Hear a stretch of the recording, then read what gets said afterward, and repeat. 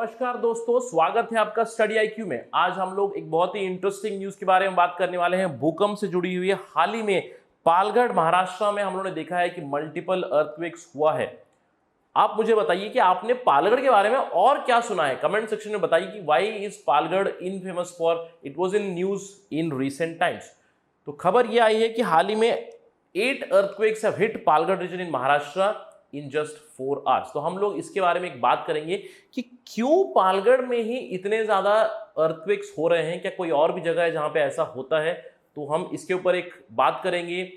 साइस्मोलॉजिस्ट की कुछ रिपोर्ट्स के बारे में पढ़ेंगे, कुछ डेटा के बारे में पढ़ेंगे और ये जवाब देंगे कि क्या ये जो छोटे छोटे भूकंप हो रहे हैं पालगढ़ में, क्या ये एक इंडिकेशन है एक बड़ा वाला डिजास्टर की जो आगे आ सकता है। तो चलिए इसके ऊपर एक डिस्कशन करते हैं। इससे पहले अगर आप मुझे फॉलो करना चाहते हो तो you can follow me on these IDs Rahul Sai 222। मेरा टेलीग्राम चैनल भी इसी नेम से है जहां पे मैं एमसीक्यूज पोस्ट करता हूं और आपको मेरी सारी वीडियोस की अपडेट्स और उसकी पीडीएफ्स इसी चैनल पे मिलेंगे। Along with it, Study IQ has brought comprehensive prelims cum mains program for UPSC 2021 for you. For more details, download the app. तो जैसे कि मैंने आपको बताया, खबर यह है कि 8 लो intensity earthquakes have hit Palgarh. 8 earthquake आए, छोटे से भूकंप आए 4 ही घंटे में। हालांकि छोटे से अर्थक्वेक थे, उनका जो इंटेंसिटी था रिक्टर स्केल पे वो केवल 2.2 से लेकर 3.6 तक का था। और ये जो ट्रेमर्स फील किए गए थे वो फेमस दहानू, ये जो तहसील आता है दहानू तहसील, यहाँ पे पहले भी हो चुके हैं अर्थक्वेक्स और साथ ही साथ तलस्सेरी में भी ये भूकंप फील किए गए। अभी तक कोई खबर नहीं आई कि कोई जान माल का नुकसान हुआ है, यहाँ पे कोई lives are not lost but small tremors have been felt. तो सबसे पहले ये है कि क्या ये पहली बार हो रहा है? अभी हाल ही में तो हुआ है सितंबर में, क्या ये पहले भी हो चुका है? अगर हम लोग बात करें पालगढ़ की, पिछले साल पालगढ़ के जो दहानू टाउन है, महाराष्ट्र के पालगढ़ जिले में जो आता है, वहां पे पिछले साल नवंबर में भी कम से कम 30 लो इंटेंसिटी अर्थक्वेक हो चुके हैं।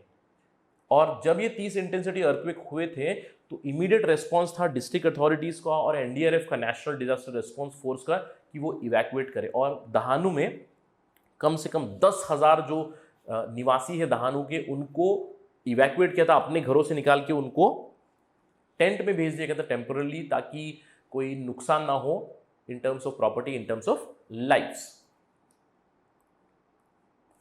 तो ये सब जो इंसिडेंट्स हो रहे हैं पालगढ़ में, इसके ऊपर 2 बहुत ही जरूरी प्रश्न उठते हैं। सबसे पहला ये है कि क्यों इसी जगह पे इतने ज्यादा छोटे छोटे ट्रेमर्स फील हो रहे हैं, और सेकंड तो ये है, क्या ये छोटे छोटे ट्रेमर्स जो आ रहे हैं अभी, क्या वो अंदेशा है, क्या वो इंडिकेशन है कि आगे जाकर एक बहुत ही बड़ा डिजास्टर आने वाला है? अगर वो आने वाला है तो इट इज आवर ड्यूटी कि हम उसको स्टडी करें, हम उसको देखें। अगर आगे चल के एक बहुत बड़ा भूकंप आने वाला है पालगढ़ में, वहां से हमें लोगों को बचाने की पूरी से पूरी कोशिश करनी चाहिए। किस तरह हम इस भूकंप के लिए तैयार होना पड़ेगा, ये सब जानना बहुत जरूरी है। तो चलिए देखते हैं कि साइंटिस्ट का इसके बारे में क्या कहना है। साइंटिस्ट कहते हैं कि जो पालगढ़ में हो रहा है उसको उन्होंने नाम दिया हुआ है अर्थक्वेक स्वार्म का। स्वार्म मतलब क्या होता है? स्वार्म मतलब इन जनरल जो लोकस्ट है, एक ही साथ में जब आते हैं लोकस्ट स्वार्म कहते हैं। जो एंट्स होते हैं, एंट्स ऑल्सो कम इन स्वार्म, मतलब ग्रुप में जो आते हैं। तो अर्थक्वेक स्वार्म एक नाम दिया गया है साइंटिस्ट द्वारा। बहुत सारा डेटा कलेक्ट किया गया है जहां पे earthquake swarms are nothing but low intensity earthquakes without any shock. बहुत ज्यादा बड़ा अर्थक्वेक नहीं होता है, और ये कहा जाता है कि जो अर्थक्वेक स्वार्म्स है वो हफ्ते या फिर महीने या फिर सालों भी चलता है और हजारों की तादाद में आते हैं। In the sense thousands of earthquakes come one by one. और हम लोग अगर देखें तो इंडिया में, पेनिनसुलर इंडिया को हम लोग कहते हैं कि काफी ज्यादा स्टेबल है, लेकिन ऐसा नहीं कि पेनिनसुलर इंडिया में अर्थक्वेक नहीं होते। हम लोगों ने देखा है कि पहले भी low intensity earthquakes have been felt in some areas, जैसे कि सौराष्ट्र में तो एक बार भुज में बहुत बड़ा अर्थक्वेक आया था 2001 में, तो वहां पे ट्रेमर्स काफी ज्यादा फील होते हैं। इसके अलावा कोयना जो है, कोयना इन महाराष्ट्र एक और जगह है, ऑल्दो इसको कहा जाता है कि कोयना डैम की वजह से वहां पे माइनर अर्थक्वेक्स आ चुके हैं। और भुज में तो it is because of a rift, it is because of one of the साइस्मिक effects जो होता है उसकी वजह से एक्सप्लेन कर चुके हैं। लेकिन अगर आप पालगढ़ की बात करें तो साइस्मोलॉजिकल ऑब्जर्वेटर ने यह कहा है कि जो अर्थक्वेक स्वार्म्स हैं वो काफ़ी नॉर्मल है पेनिनसुलर इंडिया में। काफ़ी ज़्यादा रीजंस होती हैं, कभी कभार अंडरग्राउंड एक्टिविटी होती है, साइस्मिक एक्टिविटी होती है, कभी कभी अंडरग्राउंड मैग्मेटिक एक्टिविटी होती है, या फिर डैम इंड्यूस्ड अर्थक्वेक भी हो सकते हैं। लेकिन पालगढ़ के केस में scientist have been left flummoxed. Scientist एकदम परेशान है, हैरान परेशान है कि क्या हो रहा है। उन्होंने ये कहा है कि कोई रिजर्वायर नहीं है, कोई माइनिंग एक्टिविटी नहीं है, कोई साइस्मिक एक्टिविटी का भी हमको मतलब साइस्मिक या मैग्मेटिक एक्टिविटी का भी एविडेंस नहीं मिल रहा है। तो ये स्वार्म्स जो आ रहे हैं इसके ऊपर और भी ज़्यादा डिटेल स्टडी करने की आवश्यकता है। और अगर हम लोग स्वार्म्स की बात करें तो अर्थक्वेक स्वार्म्स हुए थे इंडोनेशिया के एक आइलैंड है लोम्बोक में जुलाई अगस्त 2018 में। स्वार्म कंटिन्यूसली कम से कम 3 हफ्ते तक आए जा रहे थे, रिपीटेड छोटे छोटे छोटे अर्थक्वेक्स आ रहे थे और वहां पे कम से कम 500 लोगों की मौत हो गई थी। कंटिन्यूस बिग अर्थक्वेक्स भी आए थे अलॉन्ग विद द स्वार्म्स। तो हम लोग इसका एक अंदेशा लगा सकते हैं कि आगे चल के एक बड़ा अर्थक्वेक आने का अनुमान हो सकता है पालगढ़ में। इसके अलावा साइस्मोलॉजिस्ट ने अभी फिलहाल तो कहा है कि हम कोई डेफिनेट कंक्लूजन ड्रॉ नहीं कर सकते हैं कि क्या होने वाला है। अर्थक्वेक स्वार्म्स तो उन्होंने कह दिया, लेकिन उन्होंने अभी तक इसको नहीं नकारा है कि आगे चल के एक बड़ा डिजास्टर हो सकता है। Scientist have not ruled out the possibility of a big one coming, मतलब एक बड़ा अर्थक्वेक आ सकता है। तो यहाँ पे साइंटिस्ट अभी फिलहाल फोकस कर रहे हैं कि किस तरह हम लोग एक्सप्लेन कर सकते हैं ये अर्थक्वेक स्वार्म्स पालगढ़ में।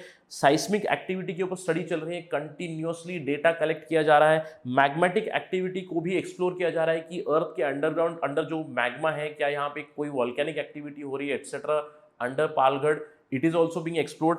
Along with it hydroseismicity is also being thought of. Hydroseismicity मतलब देखिए पिछली साल नवंबर में हुआ, इस साल सितंबर में हुआ है। तो क्या अंदेशा लगा रहे हैं साइंटिस्ट कि पानी जो परकोलेट होता है, बारिश के बाद बहुत ज़्यादा पानी आया है और वो पानी ग्राउंड के अंदर परकोलेट हो चुका है।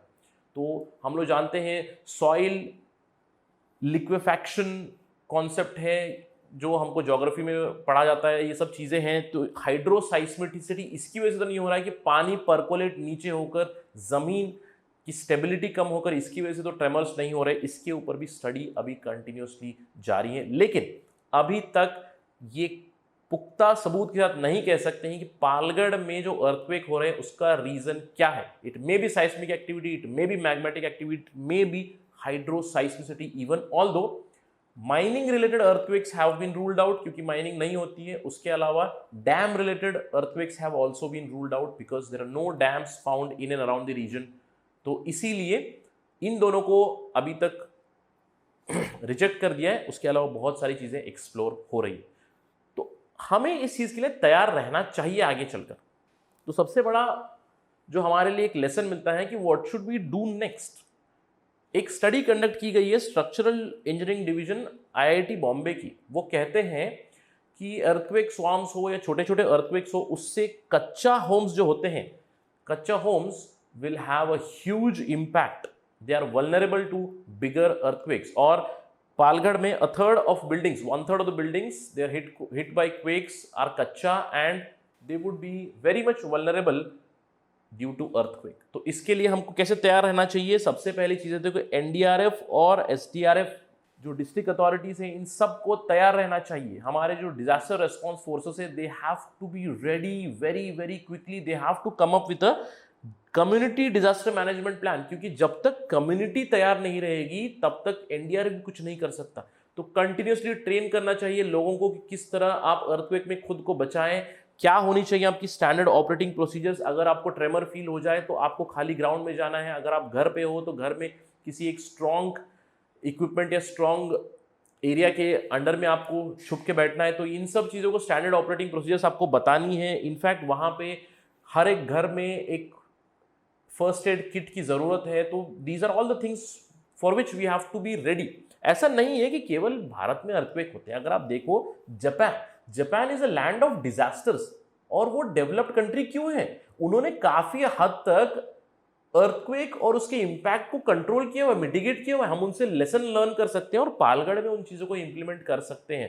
तो बहुत ही जरूरी है कि राज्य सरकार, केंद्र सरकार, एनडीआरएफ, एसडीआरएफ और लोकल सरकार इसमें एक कोऑर्डिनेशन के साथ काम करे और किसी भी आगे चल के जो डिजास्टर आने वाला है उसके लिए तैयार रहें। That's it from my side. Thank you very much. Have a great day ahead.